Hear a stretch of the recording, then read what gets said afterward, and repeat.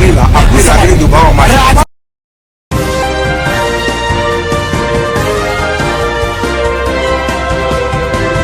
बड़े ही अच्छे एक्टर थे परेश रावल, पर मोदी भक्ति के नशे में ऐसा गुड़गोबर कर लिया है कि सिर्फ अगर दिल और दिमाग में भरी है तो मुसलमानों के खिलाफ नफरत, जिसको उजागर करते हुए वो गुजरात चुनाव प्रचार प्रसार के दौरान नजर आए, जहां बांग्लादेशियों के खिलाफ, देश के मुसलमानों के खिलाफ जहर उगलने से भी बाज नहीं आए। और जब वो बाज नहीं आए तो जनता ने सड़क पर ही उन्हें घेर लिया। और जनता ने किस तरीके से सड़कों पर घेरा है, एक बार इस वीडियो पर नजर डाल लीजिए। સરદાર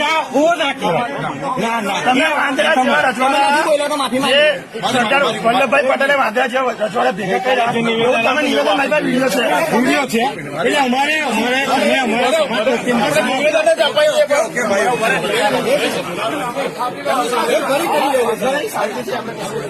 હું શાંતિથી પાછું ફરીથી આપણે કહું છું, મારા નિવેદનો એવું પહેરતો નતો, પણ એ છતાં પણ જો આપની લાગણી દુભાઈ હોય તો હું अनकंडीशनली आपने माफी मांगी तो अपनी लागणी दुभाव हमारे। तो दोस्तों, आपने देखा कि परेश रावल जो हैं जनता के बीच में माफी मांगते हुए नजर आए, यानी कि गिड़गिड़ाने लगे। और जब माफी मांग रहे हैं तो माफी वीरों के बारे में तो आपको पता ही है, और उनके अपना आइडल मानते हुए परेश रावल ने ये काम भी कर लिया। और फिर जनता ने किस तरीके से इन्हें सड़क से लात मार करके भगाया है, एक बार इस वीडियो पर नजर डाल लीजिए। गाड़ी बंद पड़ी है, हम दो धक्का मारवा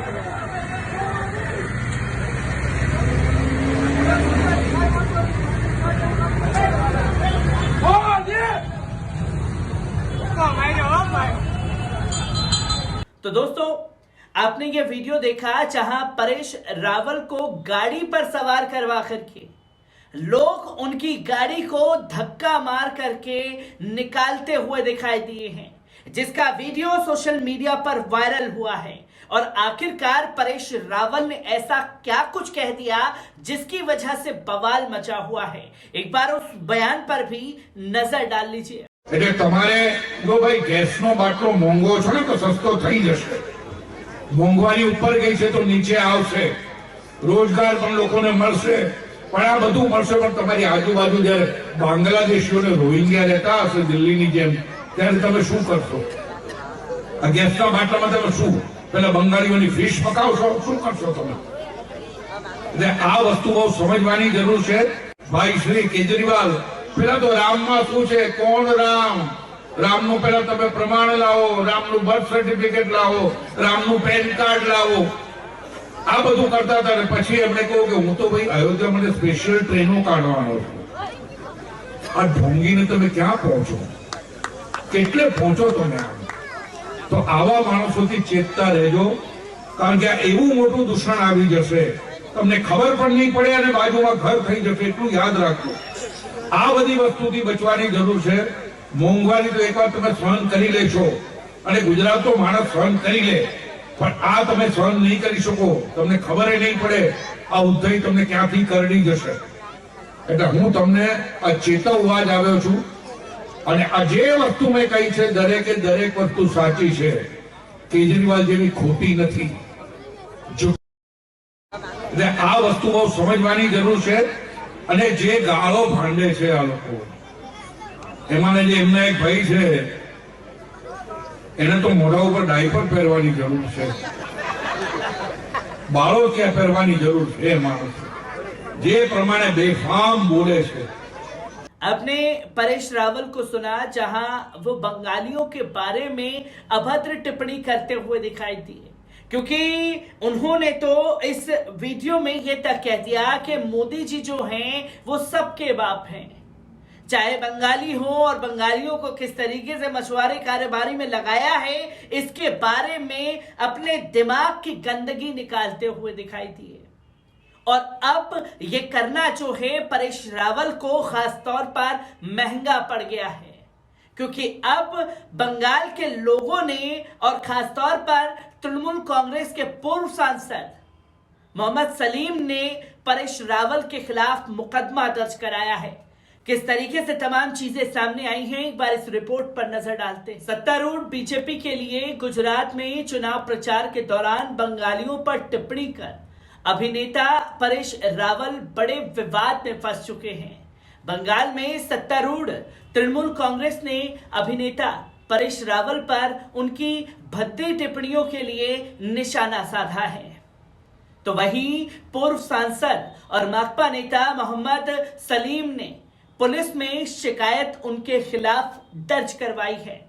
गुजरात में एक रैली में परेश रावल ने कहा कि गुजरात के लोग मुद्रास्फीति को बर्दाश्त करेंगे, लेकिन बांग्लादेशियों और रोहिंग्या को पड़ोस में नहीं। इसके साथ ही परेश रावल ने मछली पकाने जैसे रूढ़िवादी शब्द का इस्तेमाल किया, जिसने बंगालियों को नाराज कर दिया है। जहां पूर्व सांसद और माकपा नेता मोहम्मद सलीम ने कोलकाता के तलतला पुलिस स्टेशन को लिखा है कि उनकी शिकायत को प्राथमिकी के रूप में माना जाए और अभिनेता पर मुकदमा चलाया जाए, क्योंकि उनकी टिप्पणी बंगालियों के खिलाफ प्रतिकूल राय पैदा कर रही है। जिसमें मोहम्मद सलीम ने पुलिस को लिखा अपने पत्र में कहा कि बड़ी संख्या में बंगाली राज्य की सीमा के बाहर रहते हैं। मुझे आशंका है कि परेश रावल द्वारा की गई भद्दी टिप्पणियों के कारण उनमें से कई को पूर्वग्रह से निशाना बनाया जाएगा, जिन्हें आने वाले समय में टारगेट किया जा सकता है, उन्हें प्रभावित किया जाएगा। मोहम्मद सलीम चाहते हैं कि परेश रावल पर भारतीय दंड संहिता की विभिन्न धाराओं के तहत मामला दर्ज किया जाए, जिसमें दुश्मनी को बढ़ावा देना हो, जानबूझकर अपमान करना हो, सार्वजनिक शरारत आदि शामिल है। जिसमें बंगालियों पर परेश रावल की टिप्पणियों ने पश्चिम बंगाल में खास तौर पर तूफान खड़ा कर दिया है, जिसमें सत्तारूढ़ तृणमूल कांग्रेस ने उनके विवादास्पद बयान पर कड़ी आपत्ति भी जता दी है।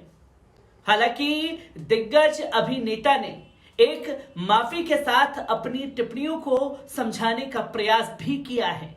परेश रावल ने दावा किया है कि जब उन्होंने बंगाली शब्द का इस्तेमाल किया तो उनका मतलब अवैध बांग्लादेशियों और रोहिंग्यों से था। कई लोगों ने इसे बंगालियों पर हेट स्पीच के रूप में देख लिया है। दूसरों ने इसे बांग्लादेशी और रोहिंग्यों के खिलाफ जोनोफोबिक डॉग स्टीलिंग के रूप में वर्णित किया है। इसलिए एक बार फिर हिंसा, नफरत और विभाजन की राजनीति खुलकर सामने आ गई है, जिसमें प्रसिद्ध अभिनेता परेश रावल भाजपा के सदस्य हैं। पश्चिम बंगाल में उद्योग, वाणिज्य और उद्यम, महिला और बाल विकास और समाज कल्याण मंत्री शशि पांजा ने कहा कि ये साफ तौर पर मुझे लगता है कि ये पूरी तरह से अरुचिकर और बहुत ही असंवेदनशील टिप्पणी थी।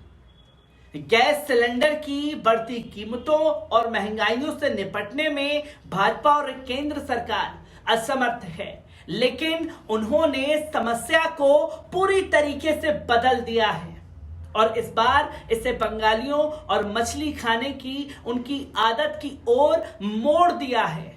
यह बहुत दुर्भाग्यपूर्ण है।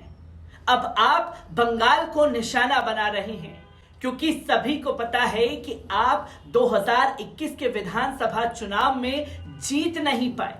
आपको अभी हार पचाना है। आप लोगों के जनादेश को आत्मसात करने में असमर्थ हैं। इसलिए अब आप बंगाली खाने की आदत पर हमला कर रहे हैं। बंगाल के लोग जो सबके साथ मिलजुल कर रहते हैं, ये नहीं मानेंगे। अखिल भारतीय तृणमूल कांग्रेस एक बार फिर इस तरह के बयानों पर परेश रावल के बयानों की निंदा करती हुई दिखाई दी, जिसकी तस्वीरें आप लोगों के सामने हैं कि किस तरीके से देश के ही एक राज्य बंगाल के खिलाफ जहरीली टिप्पणी परेश रावल द्वारा की गई और जब जनता ने घेरा, जनता ने लात मार करके निकाला और जब बंगाल में ही उनके खिलाफ एफआईआर दर्ज हो गई, तो अब तमाम तरीके से अपने मायनों को समझाने की कोशिश गोदी मीडिया में कर रहे हैं। परेश रावल की मुसीबतें लगातार बढ़ती जा रही हैं, जिसके चलते उन्हें जेल भी जाना पड़ सकता है।